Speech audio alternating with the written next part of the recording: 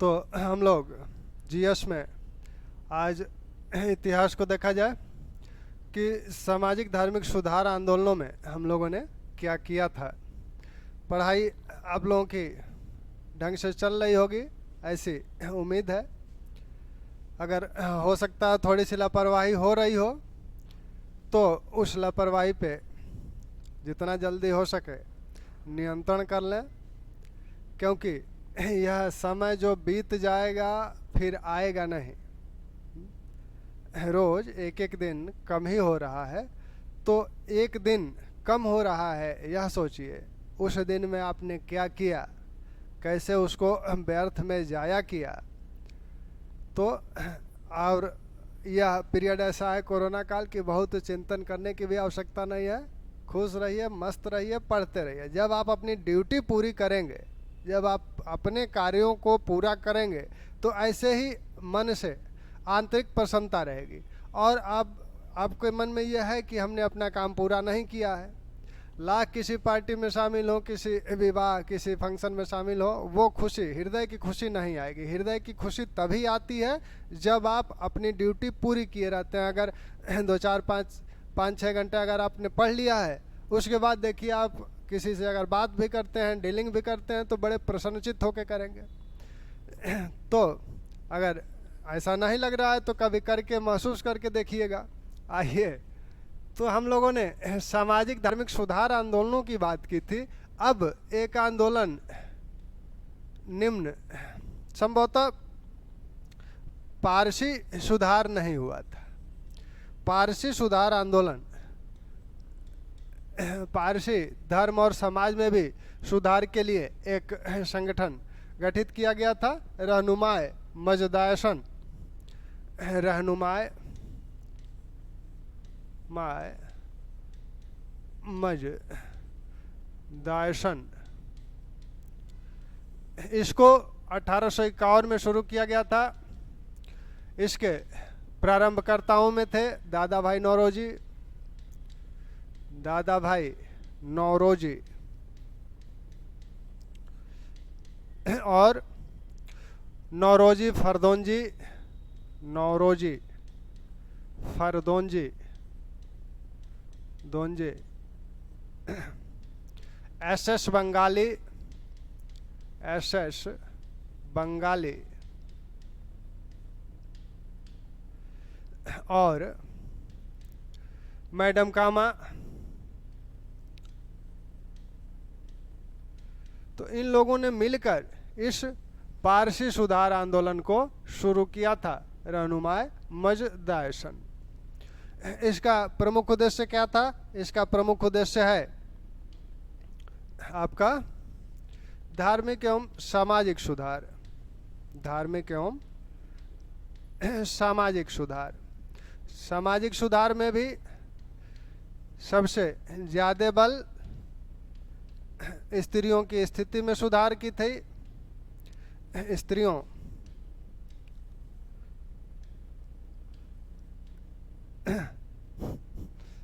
क्या है, स्त्री लिखने में महिलाओं की स्थिति लिखना, महिलाओं की स्थिति में सुधार, पर्दा प्रथा आदि पर को समाप्त करना, पर्दा प्रथा आदि को समाप्त करना। और यह सुधार ऐसा हुआ कि बाद में चलकर पारसी समाज भारत का सबसे आधुनिक समाज बन गया, सबसे प्रगतिशील समाज बन गया। इस संस्था ने दादा भाई नौरोजी के नेतृत्व में एक पत्र निकाला गया, राष्ट्रगुफ्तार। गुफ्तार यह गुजराती में था। यह पत्र जो है गुजराती में निकाला गया था, राष्ट्रगुफ्तार। तो ये पारसी सुधार, धार्मिक सामाजिक सुधार संबंधी एक संगठन है जिसके विषय में अक्सर पूछा जाता है, तो इसको ध्यान रखें। अब हम लोगों ने जो बात की थी वो बात थी निम्न जाति आंदोलन। निम्न जातीय आंदोलन निम्न जातियों की स्थिति भारतीय समाज में बहुत दयनीय थी। एक तो छुआछूत का भी रिवाज था, उन्हें सामाजिक आर्थिक अधिकार नगण्य थे, उनके सामाजिक आर्थिक अधिकार नगण्य थे, धार्मिक रूप से अनेक प्रकार के बंधन थे, मंदिरों में प्रवेश नहीं दिया जाता था, आदि आदि। तो इस सुधार को, इसमें निम्न जातीय आंदोलन में कुछ नाम हैं जो कि बड़े चर्चित नाम हैं, बड़े ही महत्वपूर्ण हैं वो आंदोलन। जैसे सत्य शोधक समाज। सत्य शोधक समाज की शुरुआत 1873 में ज्योतिबा फूले ने की थी। महाराष्ट्र के हैं ज्योतिबा फूले, पुणे में अपना केंद्र बनाए थे। और पहले ये जो मराठे पेशवा हैं उनके यहाँ फूल माला आदि पहुँचाने का कार्य इनके वंशज करते थे, इसलिए इन्हें फूले नाम दे दिया गया। और ये मुख्य रूप से माली जाति से थे, जो कि उस समय अछूत जाति मानी जाती थी, एक निम्न जाति थी। ज्योतिबा फूले ने कुछ पढ़ा लिखा था इन्होंने, तो इन्होंने क्या किया कि अपने जो जाति के लोग हैं जो अछूत हैं उन्हें शिक्षा देने का कार्य शुरू किए। अपनी पत्नी को भी इन्होंने पढ़ाया, जिससे वो भी महिलाओं बच्चियों को शिक्षा दे सकें। शिक्षा के इस कार्य से ब्राह्मण, जो रूढ़िवादी ब्राह्मण थे, वो बहुत नाराज हुए इनके कार्य से। एक बार ये अपने एक ब्राह्मण मित्र के विवाह में चले गए थे, वहाँ इन्हें बहुत अपमानित किया गया। जब ये शिक्षा संबंधी कार्य शुरू किए तब ब्राह्मणों ने इनके पिता गोविंद राव पर दबाव डालकर इन्हें और इनकी पत्नी को इनके पैतृक घर से बाहर निकाल दिया गया। ज्योतिराव फूले विभिन्न पुस्तकों की भी रचना किए, जिसमें से इनकी एक पुस्तक गुलामगिरी बहुत ही प्रख्यात है, बार बार पूछी भी जाती है। ऐसे ही इन्होंने सत्य धर्म पुस्तक नाम से एक पुस्तक लिखी, धर्म त्रिरत्न खंडन, जिसमें पुराणों का भंडाफोड़ किया गया था, इशारा एक चेतावनी, शिवाजी की जीवनी। तो ये सब पुस्तकें इन्होंने लिखी थी। भारतीय राष्ट्रीय कांग्रेस की भी ये इस बात के लिए आलोचना करते हैं कि भारतीय राष्ट्रीय कांग्रेस निम्न जातियों पर जब तक ध्यान नहीं देगी तब तक वह राष्ट्रीय कहलाने की हकदार नहीं है। भारतीय राष्ट्रीय कांग्रेस अगर यह दावा करती है कि वह एक राष्ट्रीय पार्टी है, अखिल भारतीय पार्टी है, तो ऐसा नहीं है जब तक वह निम्न जातियों के प्रति ध्यान नहीं देगी, जो कि ध्यान नहीं दे रही है। अगर उनके प्रति ध्यान देगी तभी वह राष्ट्रीय बन सकती है, अन्यथा वह राष्ट्रीय नहीं कहला सकती। तो इस प्रकार के विचार थे। तो सबसे पहले हम लोग सत्य शोधक समाज को देखें। सत्य शोधक समाज, गठन इसका 1873। इसके प्रवर्तक कौन है, संगठनकर्ता कौन है? ज्योतिराव फूले। ये कहाँ से हैं? महाराष्ट्र के माली जाति के थे, माली जाति से थे। यह फूले उपाधि ने पेशवाओं के यहाँ, पेशवाओं के यहाँ फूलमाला पहुंचाने के कारण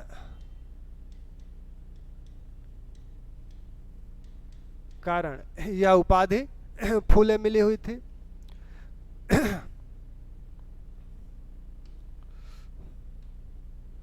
ये क्या शिक्षित थे और निम्न जातियों की शिक्षा के लिए विभिन्न स्कूलों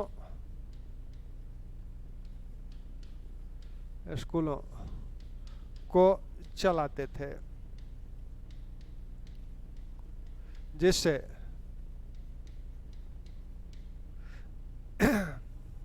रूढ़िवादी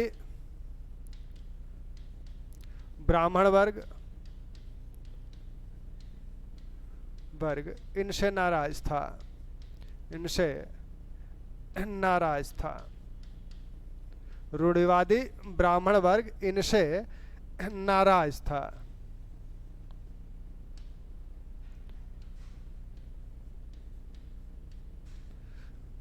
तो रूढ़िवादी ब्राह्मण वर्ग इनसे नाराज था। यह रूढ़िवादी ब्राह्मण वर्ग ने क्या किया? इस रूढ़िवादी ब्राह्मण वर्ग ने इनके पिता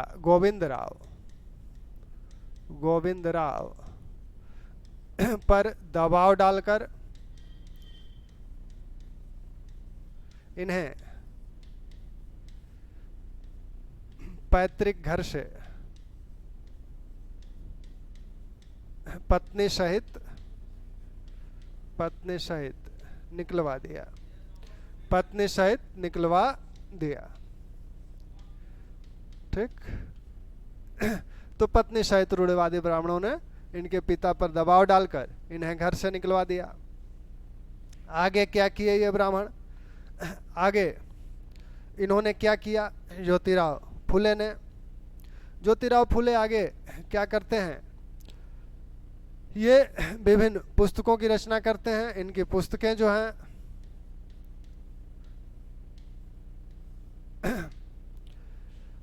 जो हैं इसमें सबसे प्रमुख पुस्तक इनकी जो है वो है गुलामगिरी। फिर धर्म त्रिरत्न। इसमें क्या किया गया है? इसमें पुराणों का भंडाफोड़ किया गया है। इशारा एक चेतावनी,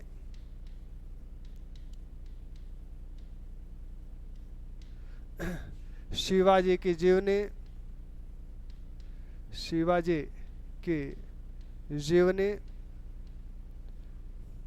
सत्य धर्म पुस्तक। तो ये ज्योतिराव फुले के पुस्तकें हैं। इनको ध्यान दीजिएगा। कांग्रेस के विषय में इन्होंने क्या कहा? कांग्रेस के विषय में इनके जो कथन है, ये कहते हैं कांग्रेस के विषय में कि हमने कांग्रेस यानी भारतीय राष्ट्रीय कांग्रेस, इसका जो पूरा नाम है भारतीय राष्ट्रीय कांग्रेस, यानी कांग्रेस तब तक राष्ट्रीय होने का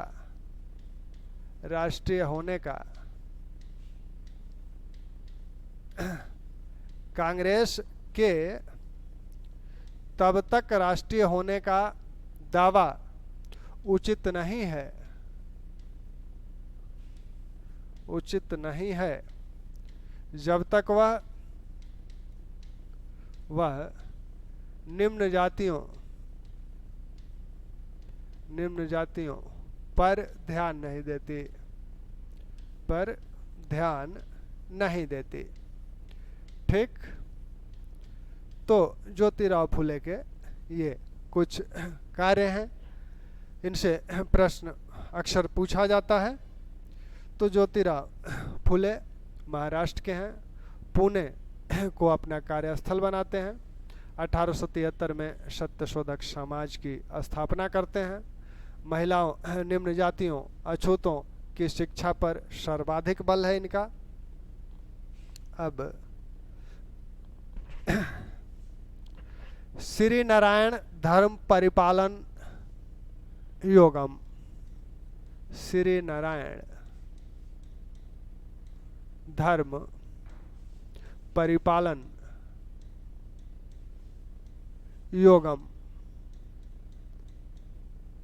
श्री नारायण धर्म परिपालन योगम की स्थापना 1903 में श्री नारायण गुरु ने किया। इसके संस्थापक हैं श्री नारायण गुरु।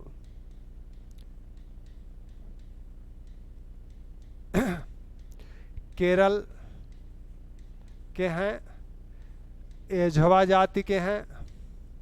एझवा नामक अछूत जाति के हैं,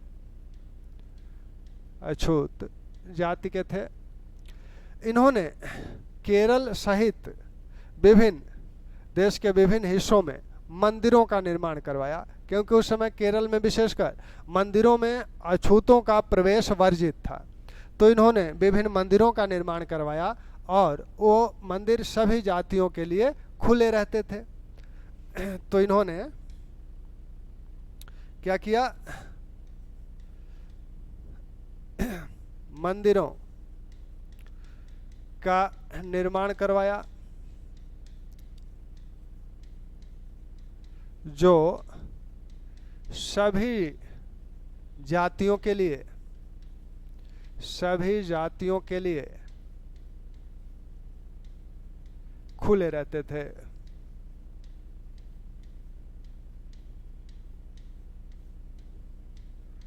ठीक, इनका भी, इन्होंने भी, इनका और गांधी जी का जो संवाद हुआ था, गांधी जी के साथ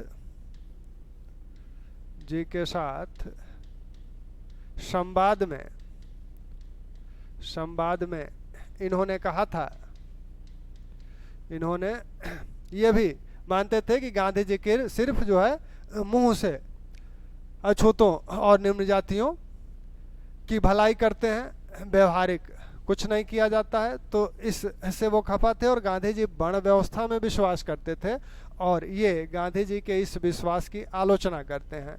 तो गांधी जी से जब संवाद हुआ तो गांधी जी ने से इन्होंने कहा कि, गांधी जी ने कहा कि जैसे एक ही पेड़ है उसके भिन्न भिन्न पत्ते हैं, तो एक पत्ते का रस दूसरा, दूसरे का रस दूसरा।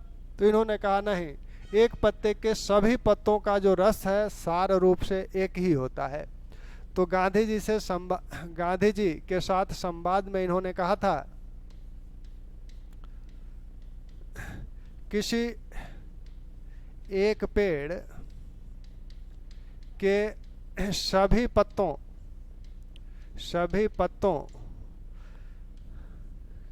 का रस सार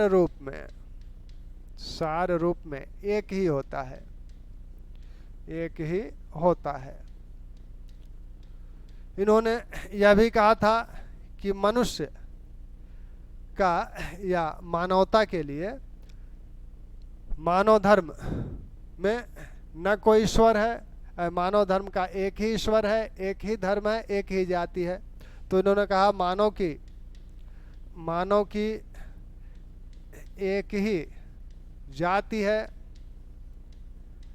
एक ही धर्म है, एक ही धर्म और एक ही जाति है, एक ही धर्म और एक ही ईश्वर है। यानी ये कहते हैं कि मानव का क्या है, एक ही जाति है, सभी मानव एक ही जाति के हैं, सभी मानव का एक ही धर्म है और सभी मानव के एक ही ईश्वर हैं। अलग अलग, न तो अलग ईश्वर है, न अलग जाति है, न अलग धर्म है। इनके जो शिष्य हैं अय्यप्पन, राजराजन, ये इनसे एक कदम और आगे बढ़ते हैं और वो कहते हैं, इनके शिष्य अय्यप्पन, राजराजन कहते हैं मानव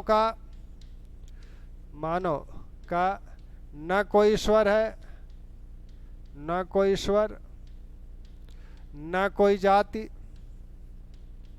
न कोई जाति, न कोई धर्म है, न कोई धर्म है।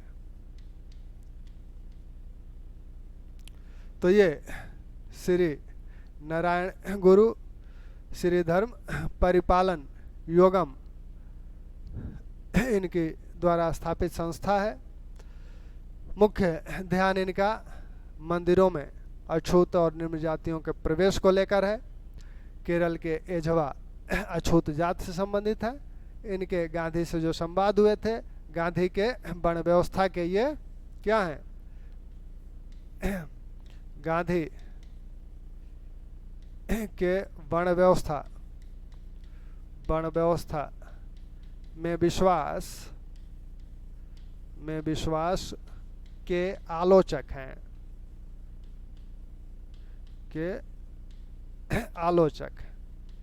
और उस संदर्भ में इन्होंने ये कथन कहा, किसी एक पेड़ के सभी पत्तों का रस सार रूप में एक ही होता है। मानव के एक ही जाति है, एक ही धर्म है, एक ही ईश्वर है। अय्यप्पन राजराजन ने कहा कि न कोई जाति है, न कोई ईश्वर है, न कोई धर्म है। तो इस प्रकार यह आंदोलन आपने देखा। दक्षिण भारत में, केरल में, तमिलनाडु में कुछ आंदोलन चले, जैसे आत्मसम्मान आंदोलन। एक संगठन बना, एक पार्टी बनी, जस्टिस पार्टी, न्याय दल। ये लोग मुदालियर और अन्य लोगों ने मिलकर जस्टिस पार्टी का गठन किया। रामास्वामी नायकर ने आत्मसम्मान आंदोलन चलाया। तो इनकी अगर बात कर लें तो जस्टिस पार्टी और आत्मसम्मान आंदोलन।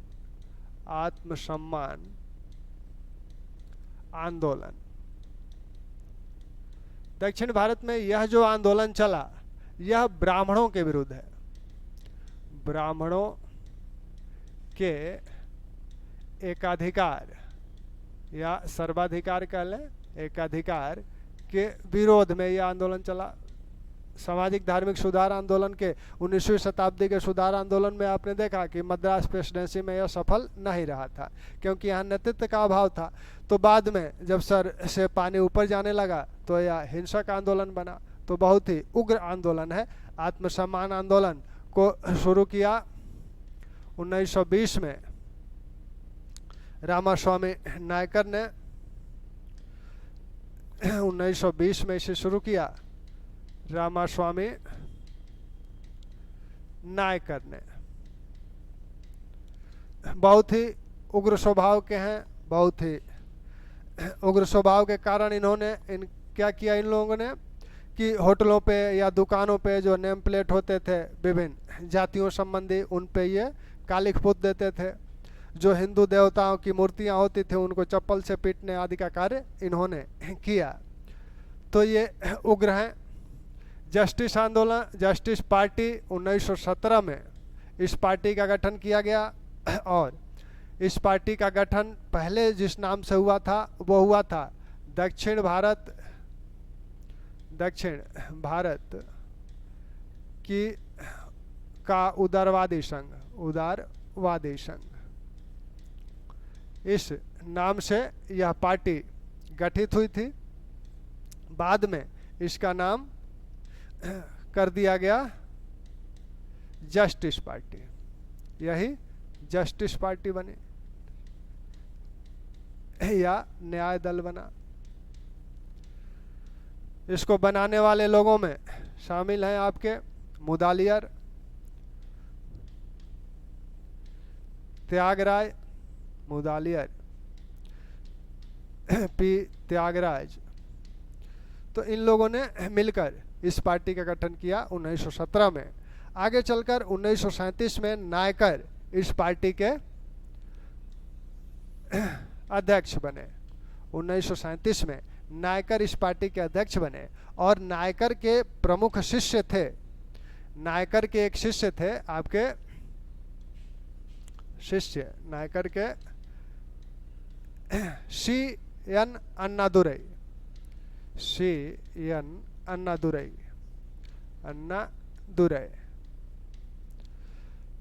सी.एन. अन्नादुरई नायकर के बाद इस पार्टी के अध्यक्ष बने।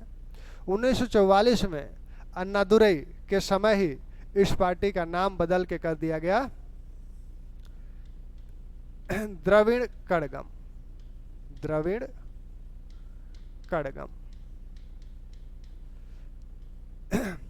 यानी कड़गम मतलब संघ होता है, द्रविड़ संघ, दक्षिण भारत का संघ है ये, दक्षिण संघ। फिर पुनः चल के पुनः 1949 में इस पार्टी में दोबारा विभाजन हुआ। 1949 में यह इसमें से अन्नादुरै निकलकर एक दूसरी पार्टी का गठन किए, वो है द्रविड़ मुनेत्र कड़गम। द्रविड़ मुनेत्र कड़गम। मुनेत्र मतलब उदारवादी, तो दक्षिण उदारवादी संघ, तो द्रविड़ मुनेत्र कड़गम। बाद में 1967 में सी एन अन्नादुरै गैर कांग्रेसी सरकार के मुख्यमंत्री भी बने। तो यह दक्षिण भारत मद्रास में मुख्यतः यह निम्न जातियों का आंदोलन था, जो कि एक राजनीतिक स्वरूप धारण किया और एक राजनीतिक पार्टी के रूप में, जस्टिस पार्टी एक राजनीतिक पार्टी के रूप में आगे चलकर अपना एक स्थान बनाई। इस जस्टिस पार्टी ने साइमन आयोग जो आया था उसका इसने समर्थन किया था। सभी कांग्रेस ने सभी पार्टियों को उसका विरोध करने का आह्वान किया था, लेकिन इसने साइमन आयोग का समर्थन किया था।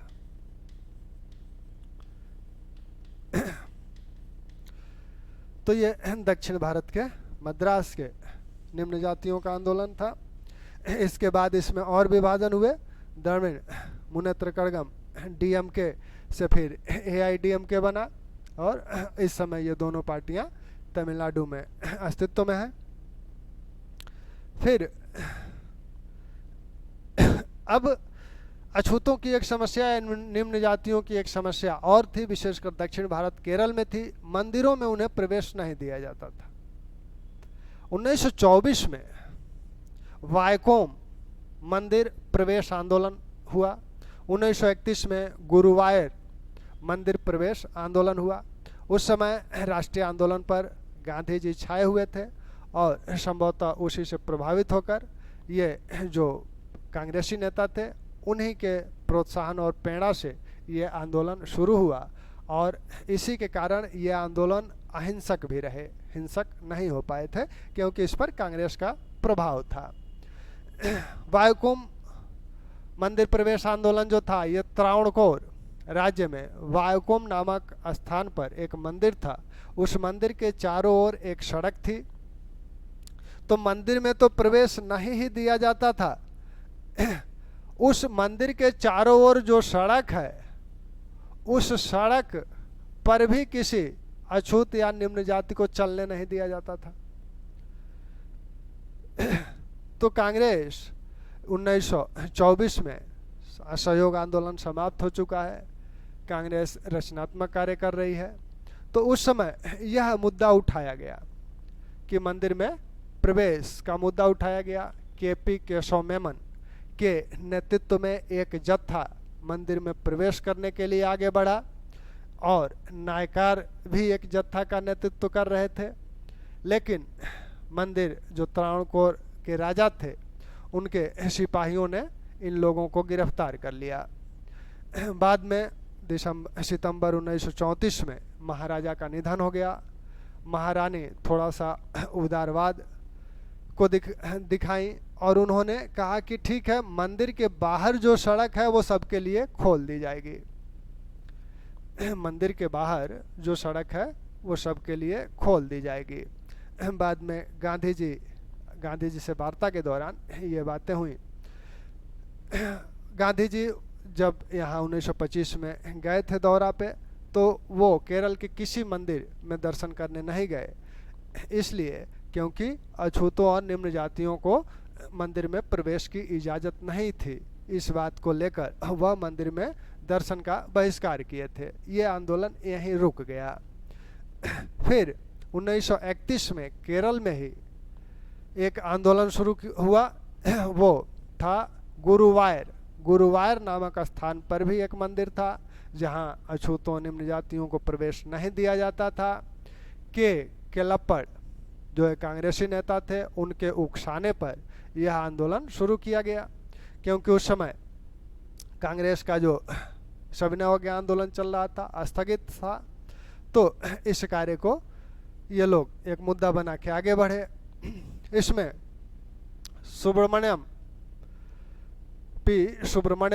इसमें नेतृत्व कर रहे हैं। 16 सत्याग्रहियों के साथ ये मंदिर में प्रवेश करने का प्रयास किए, लेकिन मंदिर प्रशासन ने इन्हें रोक दिया। रोका ही नहीं बल्कि जबरदस्ती करने पर इन लोगों की पिटाई भी हुई। और घायल होने वाले में सबसे बुरी तरह से घायल होने वालों में पी कृष्ण पिल्लई और AK गोपालन थे। गांधी जी भी इस आंदोलन में हस्तक्षेप किए, क्योंकि इस घटना के बाद केलप्पड़ अनशन पे बैठ गए। गांधी जी ने उन्हें कहा कि ऐसा है, तुम अनशन मत करो, हम खुद ही इस मामले को देखेंगे, हम खुद ही अनशन करके मंदिर को खुलवाएंगे। तो केलप्पड़ अनशन से उठ गए, लेकिन तत्काल कुछ नहीं हो पाया। अंत में 1936 में त्रावणकोर के महाराजा ने जितने सरकारी मंदिर थे उन सभी मंदिरों को उन्होंने सभी जातियों के लिए खोल दिया।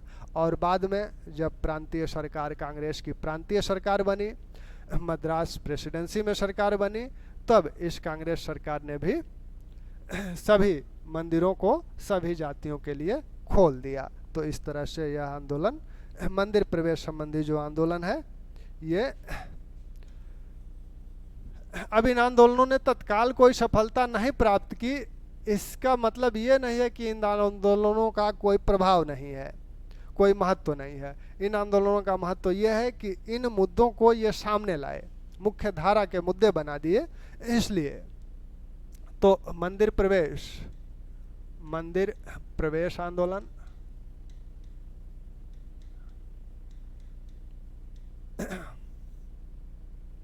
मंदिर प्रवेश आंदोलन में आपका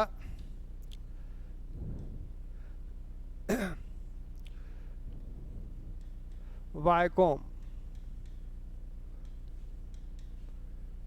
मंदिर प्रवेश, यह वायकोम कहाँ है? त्रावणकोर राज्य में था। त्रावणकोर राज्य में वायकोम नामक स्थान पर स्थित था। नामक स्थान पर स्थित मंदिर में निम्न जातियों का प्रवेश वर्जित था। निम्न जातियों का प्रवेश वर्जित तो था ही मंदिर के बाहर वाली सड़क भी निम्न जातियों के लिए बंद थी।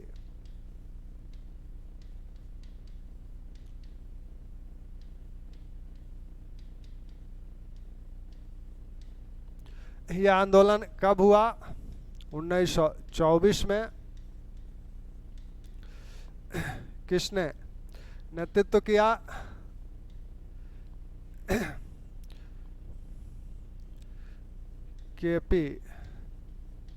केशव मेमन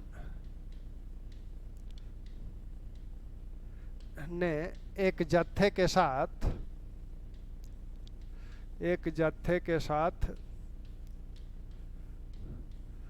प्रवेश का प्रयास किया। तो नेता हैं केशव मेनन। नेता इसमें पूछा जाता है कि वायकोम मंदिर सत्याग्रह के नेता कौन है? तो केशव मेनन के साथ प्रवेश का प्रयास किया, परंतु सभी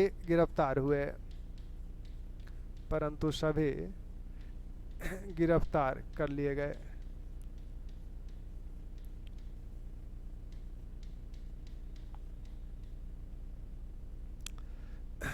महाराजा के निधन के बाद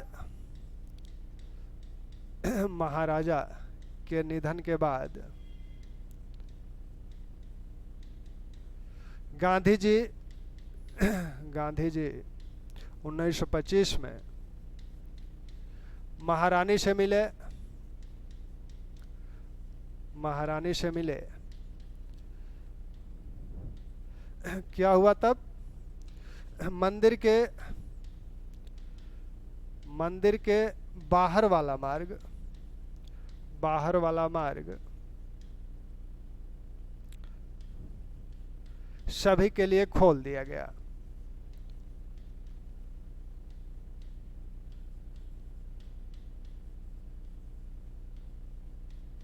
बाहर वाला मार्ग खोला गया, मंदिर में प्रवेश अभी निषेध है, प्रवेश की इजाजत नहीं दी गई। तो ये आपका वायुकम मंदिर सत्याग्रह है। अब आपका गुरुवायर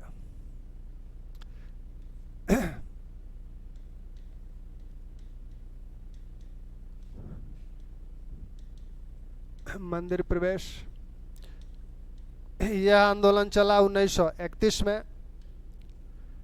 यह 1931 में, यह है कहाँ? यह भी केरल में है। और यह पश्चिमी तट के जमोरिन जो शासक थे पुर्तगालियों के संघर्ष में, आप इनको देख चुके हैं, उन्हीं के नियंत्रण में यह गुरुवार मंदिर था। यह जो वायुकेम मंदिर था, यह आपके त्रावणकोर के महाराजा के नियंत्रण में था। यहाँ समस्या यहाँ भी वही थी, मंदिर में किसी को प्रवेश नहीं करने दिया जाता था। इसका नेतृत्व जो किया जत्थे का पी सुब्रमण्यम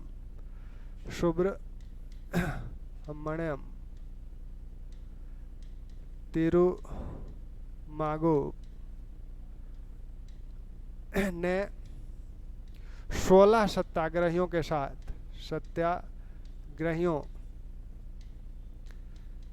साथ प्रवेश का प्रयास किया, परंतु सबको लाठी खानी पड़ी।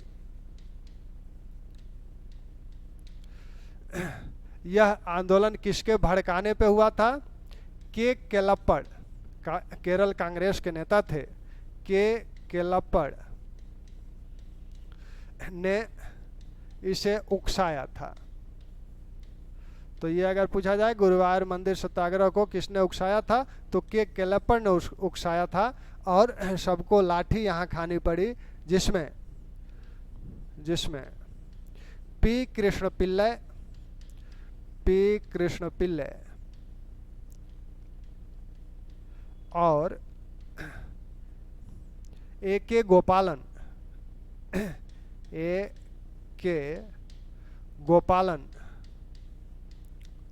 बुरी तरह घायल हुए।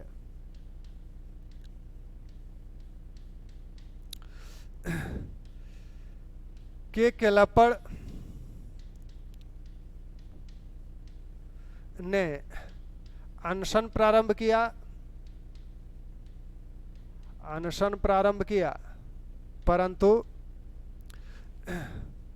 परंतु गांधी के यह कहने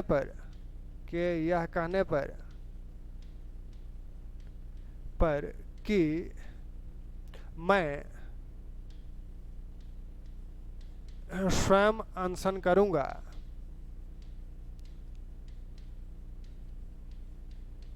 उन्होंने अनशन तोड़ दिया।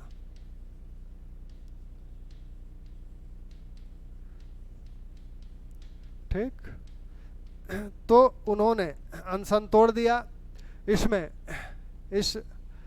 किसके प्रोत्साहन पर? के केलप्पड़ ने यह मुद्दा उठाया, उकसाया, और किसके नेतृत्व में यह जत्था गया था? सुब्रमण्यम तिरुमागुब के नेतृत्व में।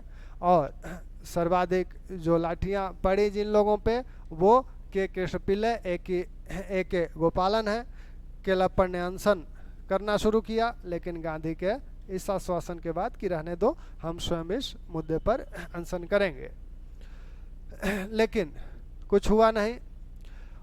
अंत में हुआ यूं कि 1936 में त्रावणकोर के महाराजा ने त्रावणकोर मामला इतने हाईलाइट हो गए थे कि त्रावणकोर के महाराजा ने सभी सरकारी मंदिरों को सभी जातियों के लिए खोल दिया, सभी जातियों के लिए खोल दिया। तो अपने राज्य में उन्होंने ऐसा कर दिया। लेकिन अब पूरा मद्रास प्रेसिडेंसी थी, तो 1938 में कांग्रेस सरकार ने, जो प्रांतीय सरकारें कांग्रेस की गठित हुई थी, 1928 माह जो ये सरकारें रही थी, तो उसी दौरान 1938 में कांग्रेस सरकार ने मंदिरों को सभी जातियों के लिए खोल दिया, सभी जातियों के लिए खोल दिया। तो यह मुद्दा समाप्त हो गया। जब सबको इजाज़त मिल गई मंदिर में प्रवेश का, तो यह मुद्दा भी समाप्त हो गया। तो इस तरह से मंदिर आंदोलन जो हुए थे, तत्काल सफलता तो नहीं मिली, लेकिन बाद में ये सफलता इन्हें मिली। अब जो निम्न जातीय आंदोलन है, अछूत आंदोलन है, उसमें आप देखेंगे तो गांधी की या अंबेडकर की जो भूमिकाएं हैं, या अंबेडकर और गांधी की भूमिकाओं की बात कर ली जाए। अभी थोड़ा सा कर लेते हैं, कल लिख देंगे। अंबेडकर का जन्म जो हुआ था वो मध्य प्रदेश के महू में हुआ था, और बड़ौदा के जो गायकवाड़ हैं, शायकजी राव गायकवाड़, उनके आर्थिक सहायता से अंबेडकर ने अपनी पढ़ाई पूरी की थी।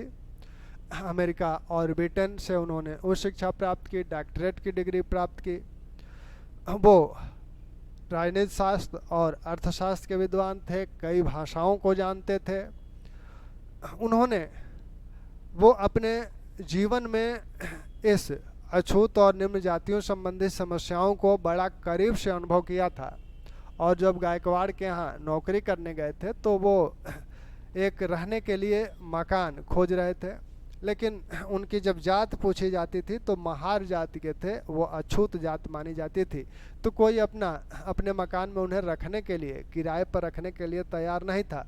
एक मकान मालिक ने बिना पूछे, वो संभवतः भूल गए या इसका ध्यान नहीं रखे कि जात पूछना चाहिए, तो उन्होंने किराए पे उन्हें दे दिया। बाद में मोहल्ले में पता लगा कि ये महार हैं, तो मोहल्ले वाले लाठी डंडा लेके आ गए सामने कि मोहल्ले में महार कैसे रह रहा है।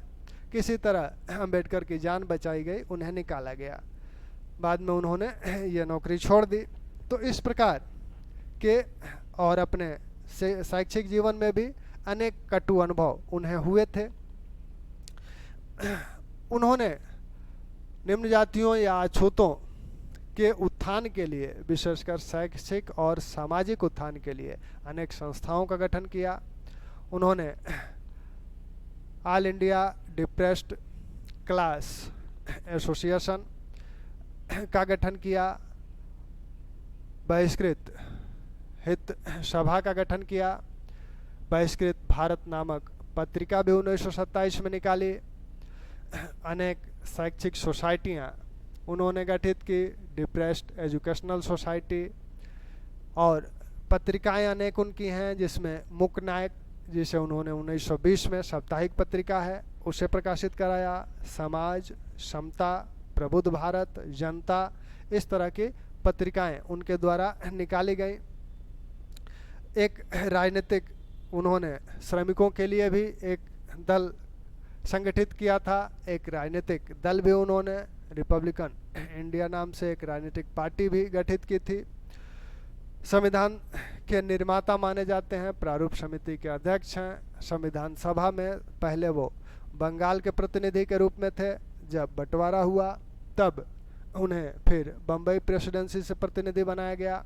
स्वतंत्र भारत की जो पहली मंत्रिपरिषद थी, उसमें 1947 से 51 तक विधि एवं न्याय मंत्री रहे। और अंबेडकर का जन्म 1891 14 अप्रैल 1891 को हुआ था, और 1956 में उनका निधन हो गया। 2 शादियां उनकी हैं, एक रमा स्वामी से शादी उनकी हुई थी जो उनकी ही जाति की थी। उनका निधन 1935 में हो गया। बाद में इन्होंने 1948 में डॉक्टर शारदा कबीर जो कि ब्राह्मण थी उनसे विवाह किए।